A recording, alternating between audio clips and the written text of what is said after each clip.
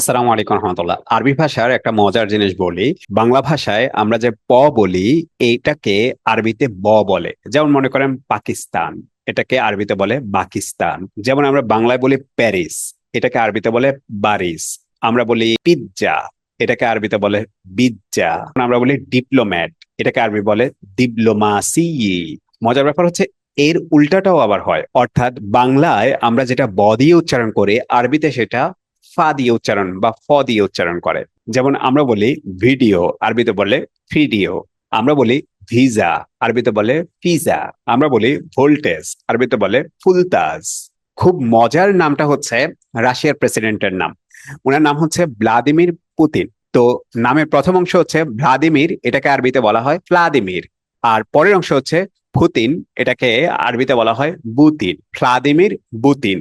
অর্থাৎ যেটা ভি দিয়ে শুরু হয়েছে সেটা আরবিতে উচ্চারণ হয় পা দিয়ে, আর যেটা ফি দিয়ে শুরু হয়েছে সেটা আরবিতে হচ্ছে বা দিয়ে। তো এরকম আরো মজার মজার নিয়ম যদি শিখতে চান, তাহলে আপনারা আমাদের কোর্সে যুক্ত হয়ে যেতে পারেন ইনশাল্লাহ। আরবি ভাষাটা যে খুব সহজ সেটা আপনারা খুব ভালোভাবে উপলব্ধি করতে পারবেন।